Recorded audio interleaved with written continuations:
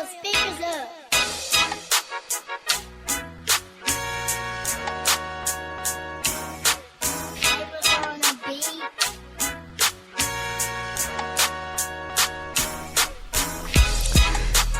Exalted Entertainment Radio. This is Kiara D, and we are on the Love Factor, where it's all about relationships.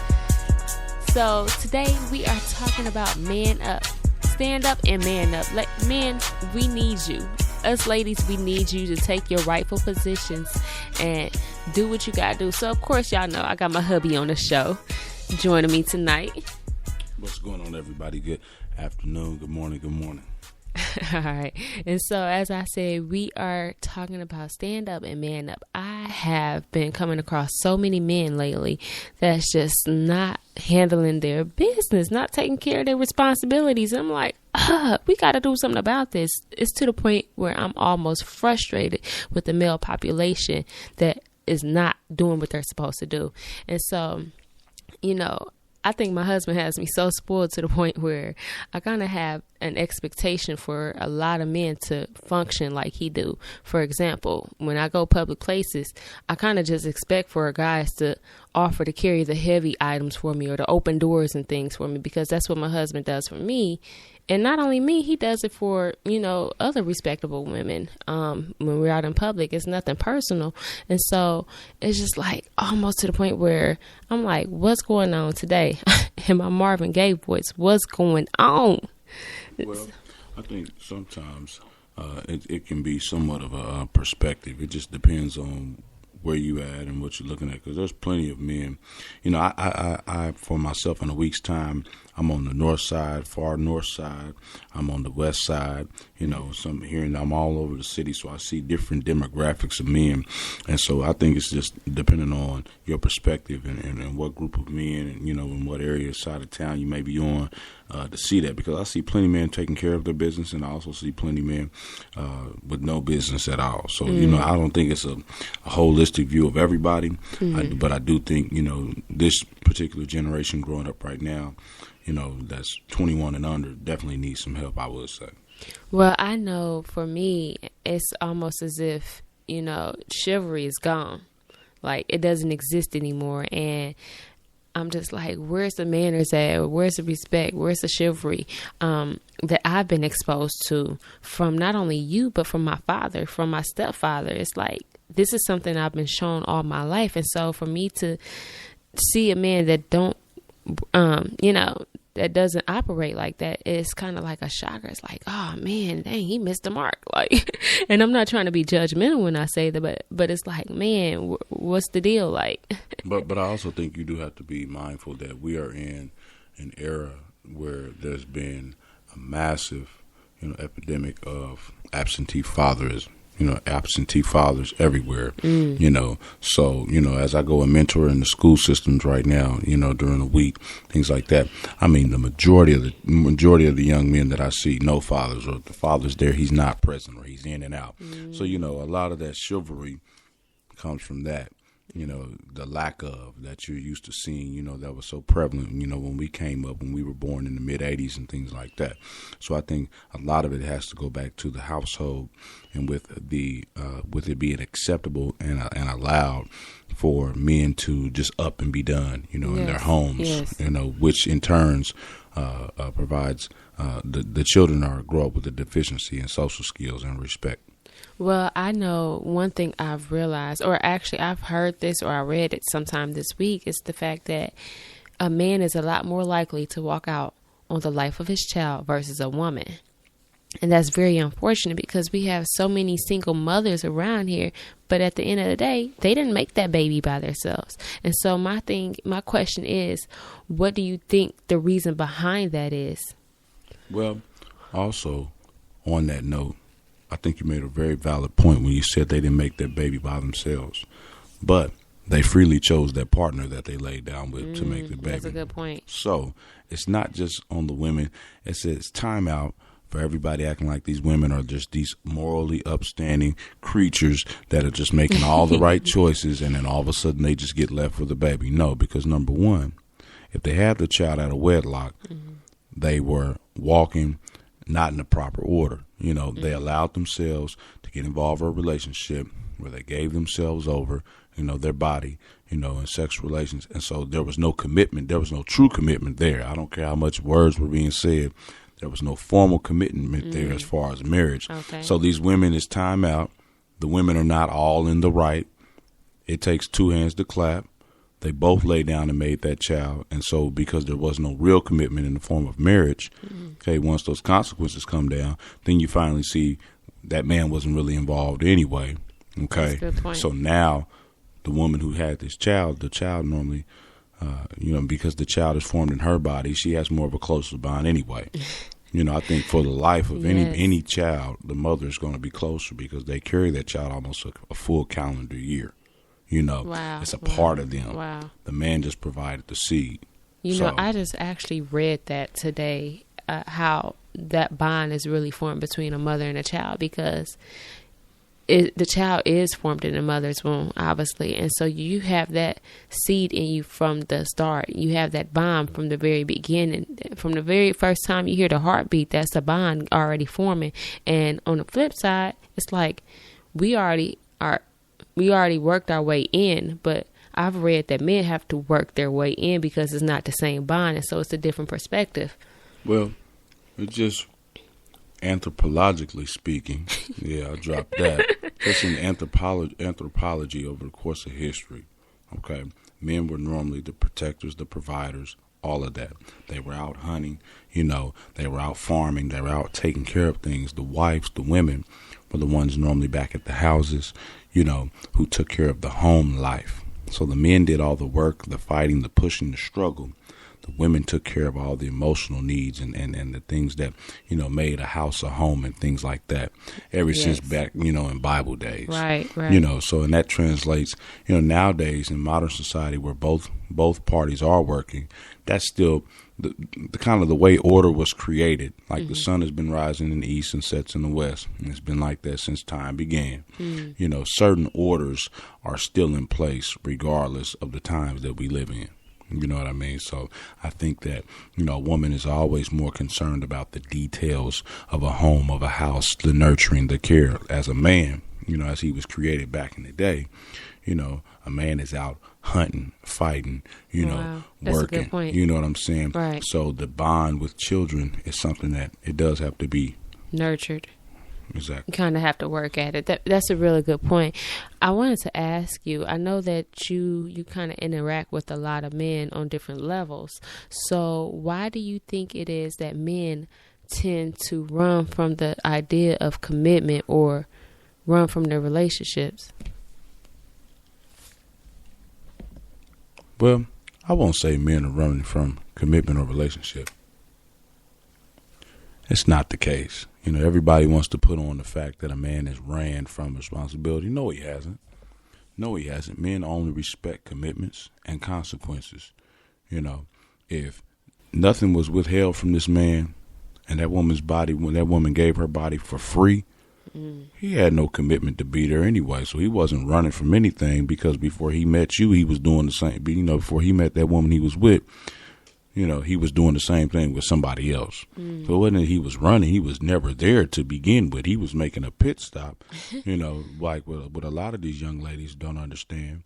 They were just the next in line. Wow. It wasn't like they were his first sexual experience or something like that. Wow. They were just next in line. So it wasn't that he was running.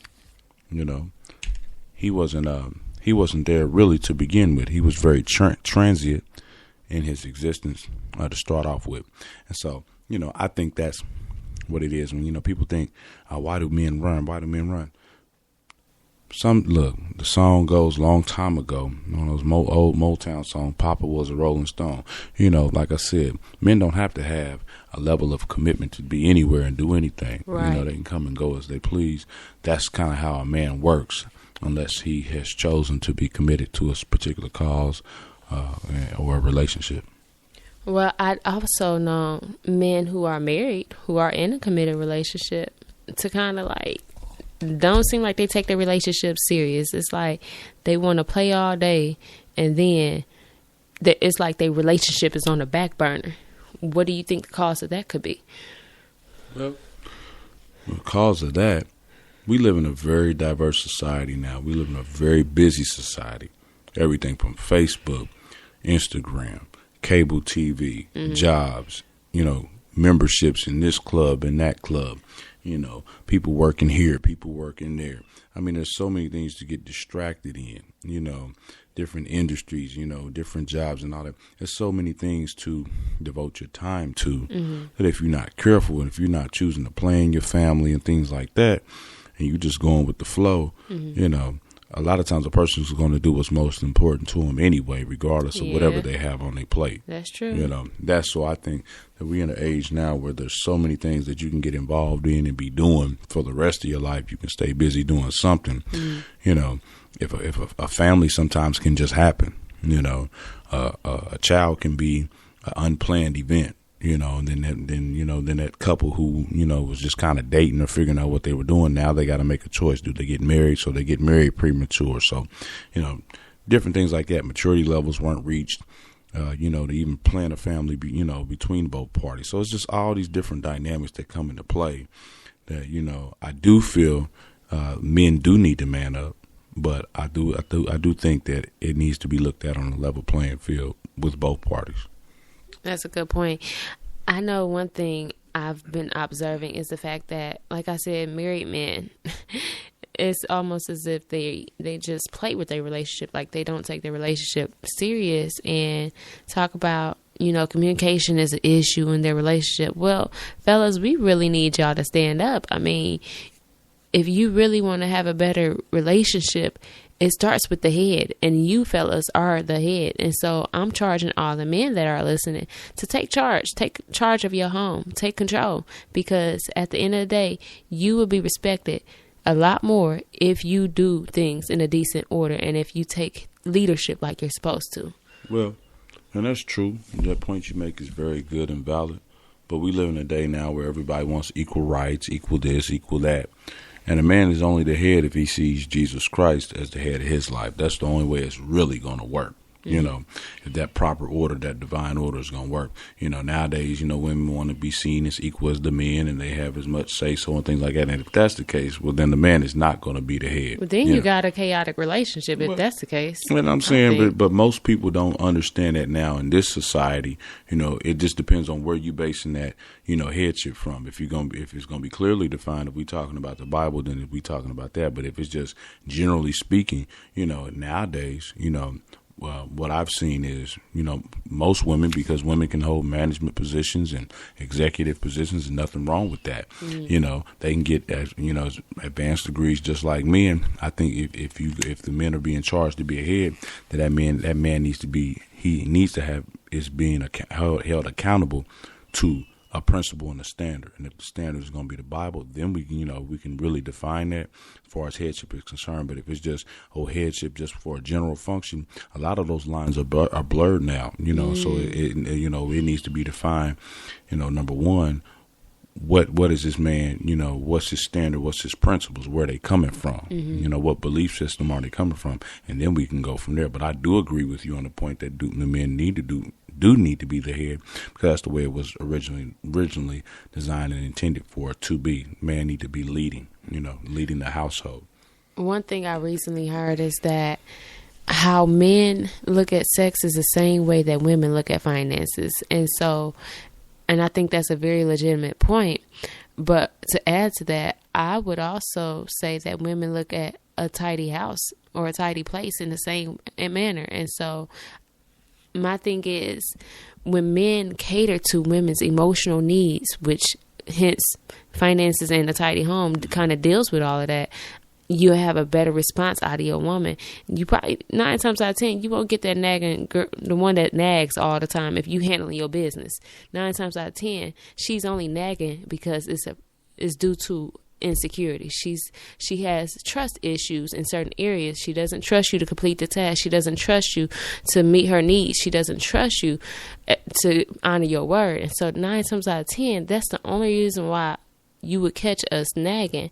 And I have a little saying for that, and it's simply snap for you ladies that's listening, like when you feel like nagging, there's going to be times you feel like just letting him have it, like letting him know about himself and tell him where he's wrong, where he can get off at. But in those moments, sometimes it's best just for you to snap. And what do I mean by that? It means say nothing and pray. Just snap. Say nothing. Don't say anything. And it's better off. You're better off just to pray about those moments, because if you allow your emotions to go off on the deep end, then that could cause a lot more chaos. But as far as you fellas, like, I really just want to encourage you. Like, if you really want to be that one for your woman, the way you meet her emotional needs, again, goes back to handling finances, handling that money right. Don't be making silly decisions. Don't make, unsound decisions, financial decisions, if you have not included your spouse, because that's going to cause chaos. And as we all know, one of the top reasons for divorce is communication and finances. Those are some of the top reasons for divorce. So it's important to make sure you communicate with her about the finances and to kind of help her around the house, because we as women, we have a lot to carry as well. But when you share the responsibility, it makes the load a lot lighter.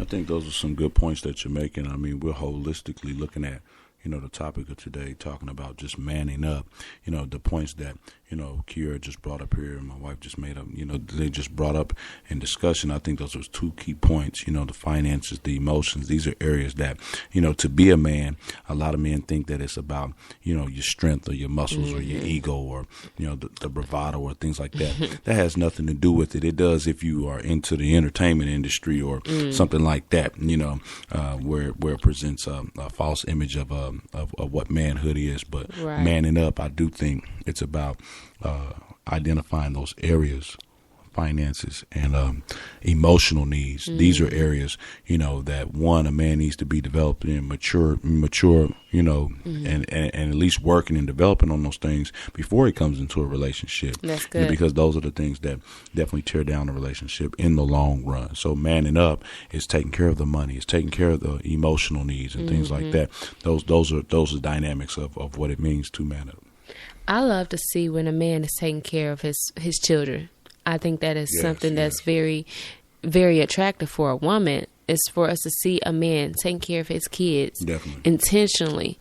Intentionally spending time with them, intentionally buying them clothes or whatever they may need, or going to visit them at school. I think that is a great quality that men can possess. But why is it that we don't see it too often? What's up with that? Well, I think we do see it. It just may be on a smaller scale. Again, I definitely feel like, in my view, because I do drop, our daughter off every day, things like that.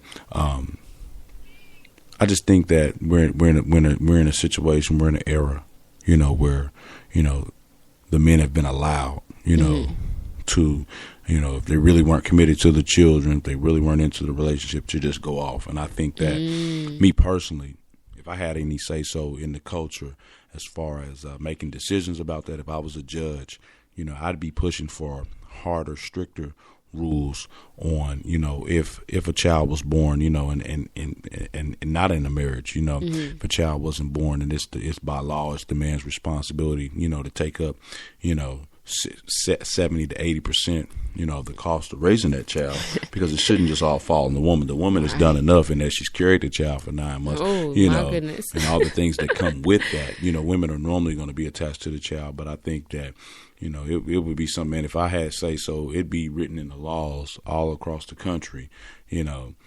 nationwide, that the man is responsible for the upkeep. Because like I said, if it just goes back to accountability, if that man has no accountability in his life, somebody over him, in the form of his father or something like that, a preacher, pastor, teacher of that sort, then a man is going to do what a man is going to do, and what he's been doing since the Garden of Eden. When trouble came or when crisis came, he blamed it on the woman, or he allowed her to take the majority of the responsibility. So what would you say is the driving force for you as far as, being in your rightful place, as far as taking care of home, as far as taking care of your children? What's your driving force? Well, I would say, because my father walked out on me, and myself and my sister, and I seen the damage that caused to us. You know, I see what we dealt with, and I was 6 and my sister was 4. You know, and I see that, you know, the lack of what we had. You know, we didn't have. It was a scary thing going into a new school, especially in the inner city, in a rough school in a rough district. You know, where you had to take up for yourself, but nobody was there to see you, you know, getting off on that corner on the bus stop, you know, where there was drug and gang activity known to go on, you know, on your bus stop in that area, or when you were at the schools and, you know, bullies were picking on kids, you know, you felt, you felt a lot of fear and isolation growing up, and you carried that all the way.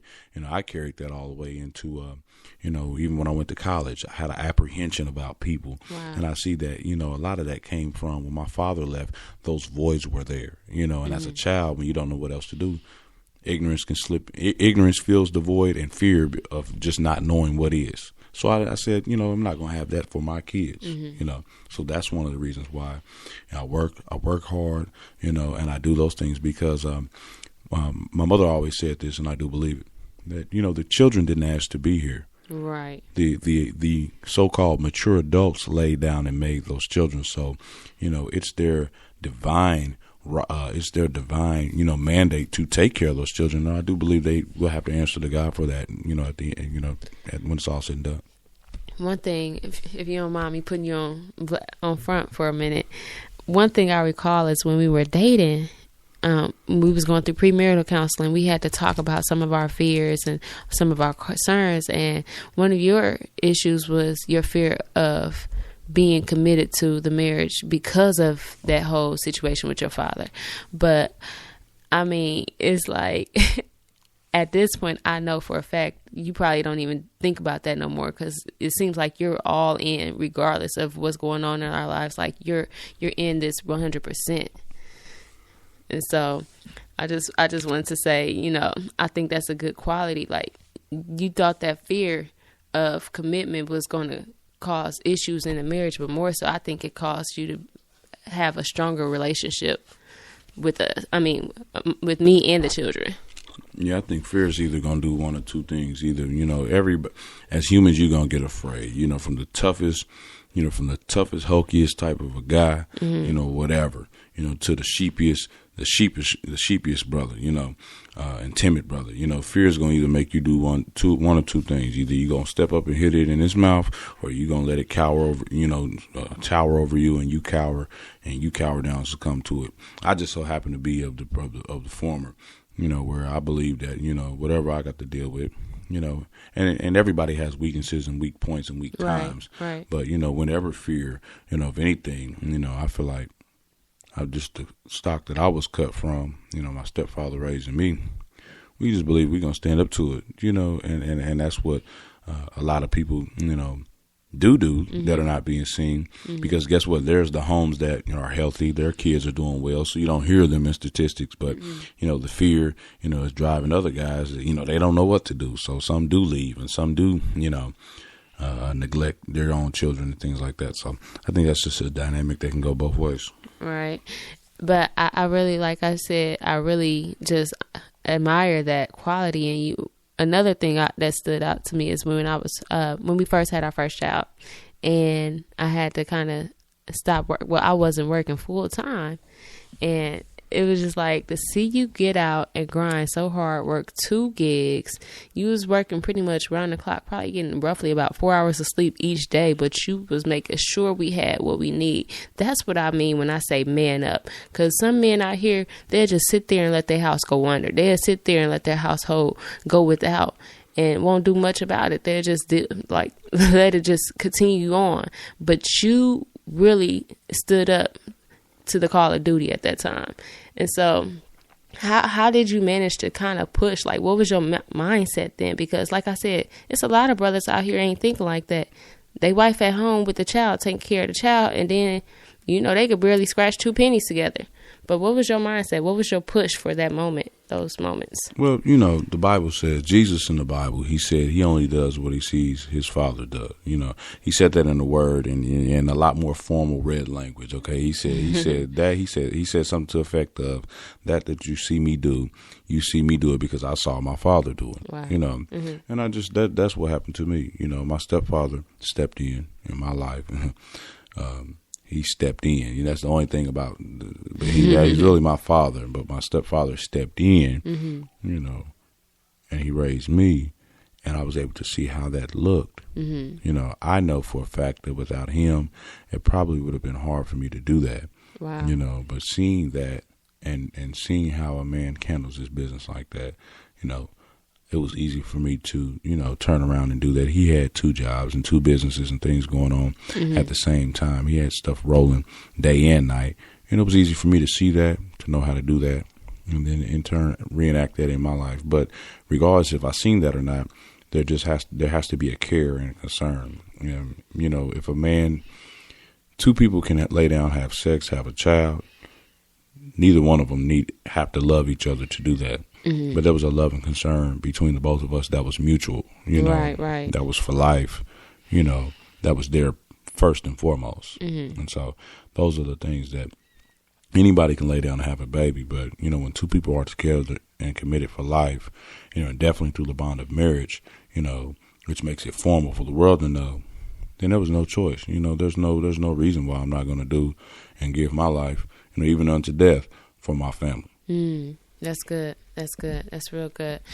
Fellas, if I can share one thing with you as far as manning up, it would be the fact that we need you to be our strength. We need you to be that listening ear, because we as women, we're a lot more emotional than you as men. And I do believe men are emotional. They're just not as expressive with it. That's good. And so on that note, brothers, please find somebody to connect with, another brother to connect with. If you don't feel like you could pour out to your wife, find another brother that that you could confide in. Because sometimes the problem with that is when you hold it all in, next thing we're getting a backlash and we're like, what's up? What's going on? But as I was saying, we need you to be that strength. We need you to be that emotional stability, because I know for me, when I first got married, before I got married, all it took was a phone call that something negative happened with one of my loved ones, and that determined my whole day. Right. But after my husband came along, he showed me, hey, that doesn't have to affect your whole day. Right. And that kind of helped me to start getting some emotional stability. That kind of helped me to start getting some control on how I just handle things, because I don't have to deal with things in the same aspect all the time. Like, I don't have to be down for the rest of my day if I choose not. It's a choice. That's right there. That's good. It's a choice. And so, fellas, again, like I said, we need you to be our emotional stability. We need you there. We need you to be that listening ear. We don't need you to be Mr. Fix-It all the time. Sometimes we just want to call and talk to you. You ask us how our day went. If we tell you problems, don't try to solve all of our problems. You ask how our day went. So we're not telling you to get a resolution. We probably already got it figured out, but we're telling you to get it off of our chest. That's good. That's good. Now you on the road, hey. But yes, fellas, I mean, there are so many ways that you can man up and be the man that you're called to be, because I don't believe any man is necessarily weak unless you allow yourself to be weak. Man, and also on that note, what my wife said is some wonderful points. All this is a process as well. It takes time to get to this point. None of us are ever going to be perfect. We always got stuff that we can be working on. My father's been married to my mother. My stepfather's been married to my mom, 15 years. And there are things that, he's still finding out and he's still working on. Right, we see them that they're still developing on, So nobody's saying that you got to be perfect as you get this together. But it is a process, I cannot fault any man or any sister, any woman, who is taking a step. Maybe they may not be all that they are created and called to be, but man, they're taking a step in that direction each day, doing the best they can, trying to take care of their family, their responsibilities. That person, I can't find any fault in them, so it's just taking a step every day. But one, you got to care about it. If you don't care about if you don't care about that woman, you don't care about those children, you might as well save all that. That says you don't care about yourself, though. You wasting the time. And then those are other issues, correct. But, it's just taking a step every day, and learning how to man up. Just like you learn how to walk as a child, you did it one step at a time. And so manning up is just taking it one day and one step at a time in all these areas that you got to deal with. And handling your responsibilities. That's it. And so on the final note, ladies, as your man is beginning to man up and stand up, make sure you are not breaking him down. Because a wise woman builds her house. And so make sure you're doing everything you can to encourage him, to uplift him, to esteem him, because guess what? You're going to propel him to be the head that he needs to be. You said a wise woman builds her house, and it also says a foolish woman tears it down. That's it. So again, thank you all for tuning in on this wonderful Saturday. It's the Love Factor. All right. And of course, you already know you can catch us again, same time, same place next week, next Saturday. It goes down. The Love Factor. Signing off.